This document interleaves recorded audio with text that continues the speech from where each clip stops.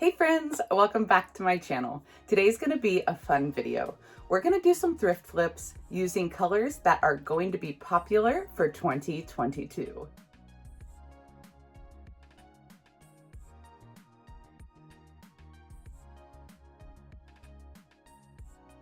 I started doing a little research here, looking at Pinterest and on the internet for colors that are going to be trending in 2022, and I am excited. These are some of my very favorite colors.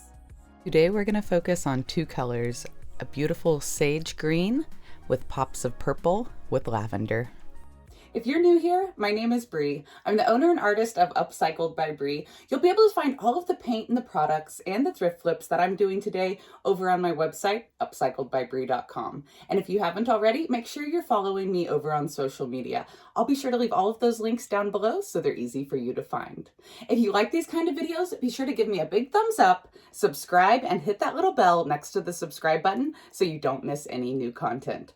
And the biggest thing y'all can do for me is share this video with a friend who you think may like it as well. That's going to help get my content out there, help my channel grow, and help me to bring you more amazing videos. I headed out to my garage and grabbed a few items from my stash. These are all thrifted items and I'm giving them a good clean with some basic Windex. I want to make a beautiful sage color. It's not in the DIY line, so I'm combining skeleton key and cake batter. I started with a 50-50 mix, and the color still appeared a little cool. So to warm it up, I went ahead and added just a couple of drops of Marquee, stirred that all together, and came up with a beautiful sage green. Mixing only the blue and the yellow, my color was still a little too blue, so I added a couple of drops of red, which is complementary on the color wheel, and it really warmed up the color, giving me my sage green I wanted. First up, I'm painting over this rooster plaque. I gave the whole plaque one nice thick coat of the paint, and I was sure to put in some crosshatch patterns because I wanted the texture. I'm going in with an Iron Orchids design transfer. Now, I do not sell these on my website, but I will link a link below to find a local retailer near you. This is the Painterly Florals, and today I'm working with the lavender. Best practice is to seal your paint before you apply your transfer. I'm a little bit of a rebel. I don't have time for all that. Now this has been drying for about 24 hours and I find if I let the paint dry for about that long, it doesn't pull up when I apply the transfer and then remove it. I have even painted a piece of furniture after just a couple of hours of paint drying. I applied the transfer, it was a-okay. But if you are concerned, apply your top coat and then go for your transfer. I'm cutting out a few individual stems so I can really place them exactly where I want them. You can apply the transfer in one sheet as well.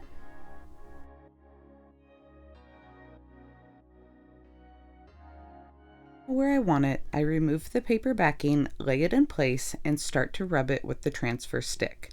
Once I have it started, I peel the plastic up as I rub. This is called riding the wave. It makes the process go a lot faster, but you do need to be mindful.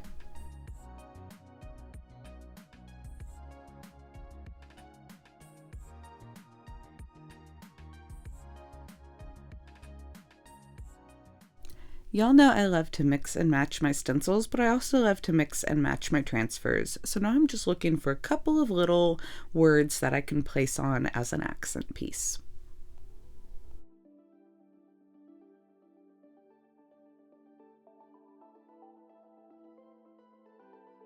Everything's in place, rub it down with a dry rag that's going to burnish it and make sure it's all smooth. So I've covered the whole piece in a layer of clear wax. That's going to kind of help act as a barrier. Now I'm going to go in with some white wax and some golden rule, which is the gold wax. If I went straight onto the paint with those two waxes, it might appear a little harsh. And this way, if I get a little too much, that clear wax will act as a barrier. I can control it way better. And if you ever get too much wax, take a little clear wax over your colored wax and it will act as an eraser. Now I'm going in with the white wax. I'm going on nice and thick, getting it down in the creases and then wiping it off of the high spots. Look what a beautiful antiqued finish it gives. Have you ever tried white wax before? Here's a look at the piece after it's white waxed, and now I'm going in with Golden Rule. This is a shimmery gold wax. The consistency is buttery smooth, just like the rest. I'm going to tap it on the high spots and rub it in with my fingers. It was another beautiful day in Kansas, so I took everything outside to get it staged up. And here's a final look. What do y'all think? Quick reminder of what it looked like before and after. Big improvement? Leave me a comment below.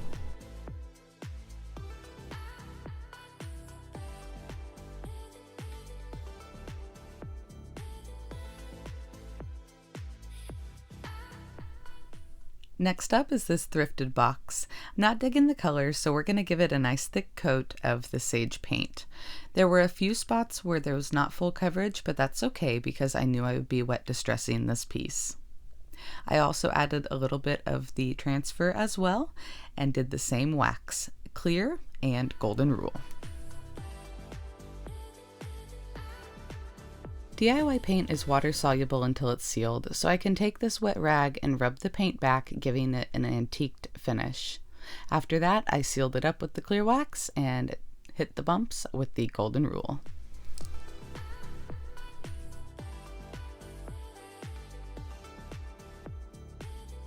Here's a quick reminder of what this one looked like before and a peek afterwards. I love how this still has a French country cottage core feel, but we're using colors that are going to be trending for 2022. Leave me a comment below. Do you follow the color trends or do you just do your own thing? I thought it would be fun to research it. Turns out I love these colors, so I went with it. I also painted a couple of spindles in the same sage green and did a white wax on them as well. They're also available over in my salvaged wood and metal collection. Before I came up with my sage mix, I mixed Aviary and White Swan together, and although I did love the color, it wasn't quite sage, but I had mixed a lot of it up, so I went ahead and used it, and I did not want to waste the footage, so I'm going to show y'all how these projects turned out as well. I used half a cup of Aviary and 3 tablespoons of White Swan for this mix. This vintage wall pocket did not sell as is, so I'm going to paint it even though the wood is pretty.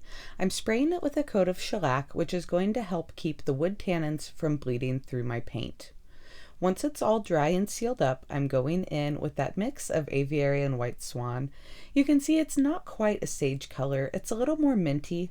It reminds me of the color between Apothecary and Farm Fresh. Still gorgeous, just not quite sage.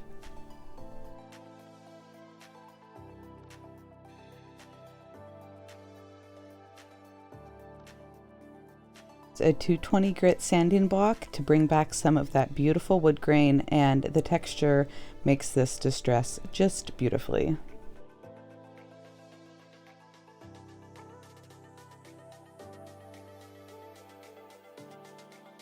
Nice thin coat of clear wax across the whole piece finishes it up, and it's time to take it out to stage.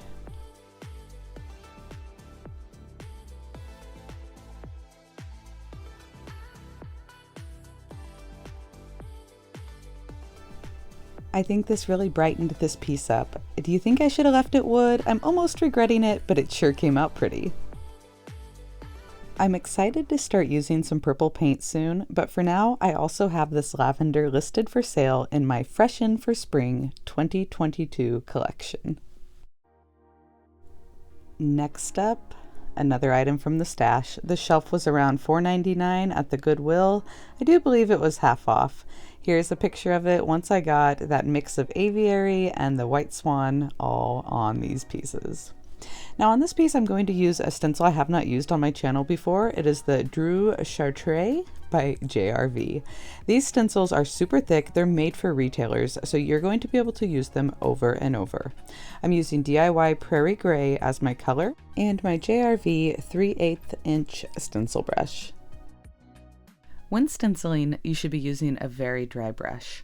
I will apply just a little paint, offload most of that onto a rag, and then go in with either a stippling or swirling method. I had to bend this stencil just a little bit to get closer to that lip on the shelf, but since these stencils are so thick, it took it well and it bounced right back into place. I'll distress the look a little bit with some 220 grit sanding paper and a coat of clear wax will finish this piece up as well.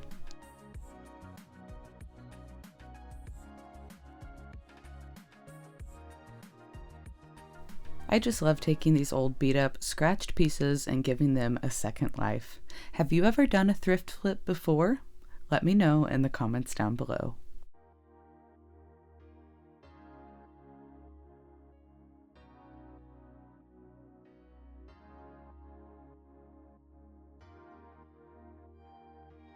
I also painted some spindles up with this color, but I wanted to go a little different direction with them, so after the clear wax, I applied some dark and decrepit dust.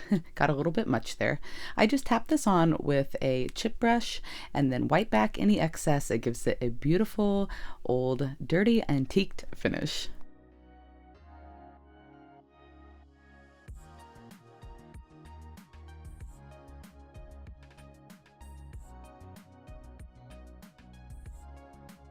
Next up today are a few signs. Y'all know I've been loving making the signs. I'm using the letter numbered trio pack here. I've got the capital letters and I just eyeball the spacing on these signs.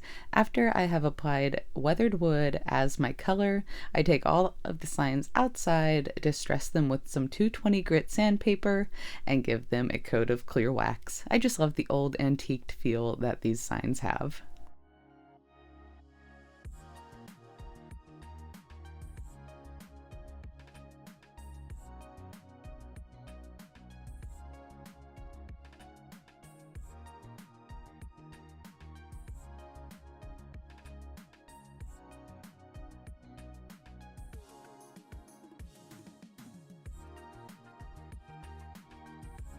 And again, I have listed a lot of this lavender right along with the signs and thrift flips as well. This is all in a collection called Freshen for Spring 2022, but I will be sure to link all of that information down in the description box below for you. I sure hope y'all enjoyed today's video. I love doing these thrift flips and I hope you enjoyed seeing some of the colors I will be using in the upcoming year 2022. Again, thank you so much for watching. Please hit that thumbs up, the notification bell next to the subscribe button so you don't miss any new videos, and share this video out with a friend that's going to help my channel grow. Until next time, I'll see y'all later. Bye friends.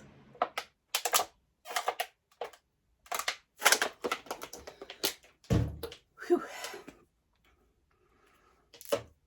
It's so dry. Everything's so dry. Hold please. Hey friends, welcome back to my channel.